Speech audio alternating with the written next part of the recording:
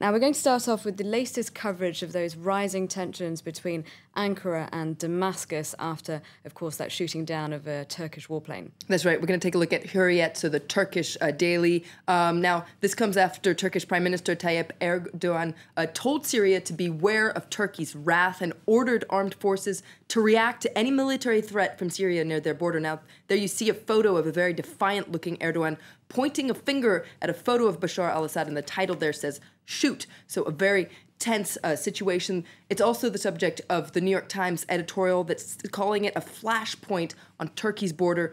And now it applauds Turkey for showing a prudent restraint after the incident, but points out that things are heating up. Now the New York Times says that it hopes that NATO won't get drawn into the situation, but it could if things don't stop. And so it's making it even more urgent for the UN and the West to end their conflict. Now, The Independent points out that this incident is an omen of how Syria's conflict could spread throughout the region. It says that the downing of Turkey's plane shows that the regional security is balanced on a knife's edge, and with each day passing, the nightmare prospect of a conflict between Turkey, Syria, Israel, and Iran is becoming more and more credible. And according to The Independent, the key player in all of this is Russia.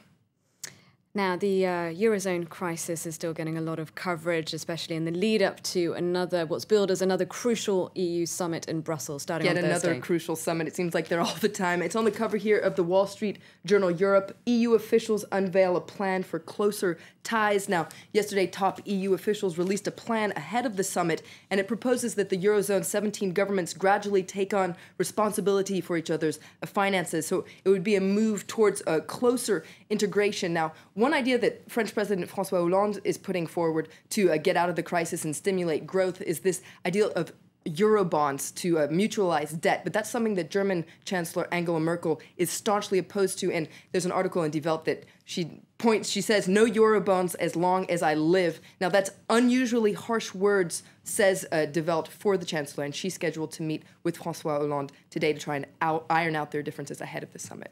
Now, Germany's been getting a lot of slack for its attitude, some saying that it's not showing much solidarity. But one newspaper, the International Herald Tribune, has come to the defense of Germany. That's right. There's an article by Gunnar Beck, and he says that there's this familiar view that Germany has been the principal winner of the euro, and so why aren't they helping more? And Beck says that the reason people believe that is because they're only looking at the short term since 2006, when Germany's economy did get a boost. But he says that before then, the situation was drastically different.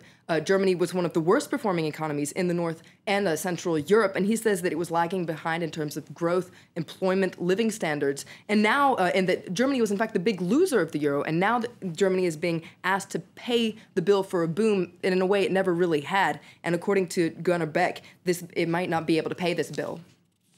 Moving on to Mexico, The Guardian is publishing more allegations of collusion in the lead-up to the presidential race on Sunday. That's right. The Guardian is calling it like the Murdoch scandal, but on steroids. Now, this is, as you said, it's the second report. The Guardian alleges that there's collusion between the presidential candidate, Enrique Peña Nieto, and Televisa, which is the largest Spanish-language broadcaster in the world. Now, The Guardian says that it's published internal documents that show that the broadcaster was abusing its programming by making videos that applauded Peña Nieto and disparaged his opponents. Now, earlier this month, The Guardian uncovered documents that said that Peña Nieto had been paying the broadcaster for favorable coverage in its news and entertainment shows and smearing its opponents. Now, despite all these allegations, the candidate is in the lead over his opponents. And it's just interesting to note that there's a portrait of him in ABC, the Spanish conservative paper today, which points out that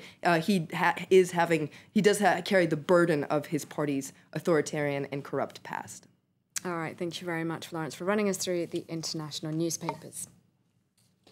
You're watching live from Paris. Still to come, François Hollande raises France's minimum wage. Find out by how much in business right after the break.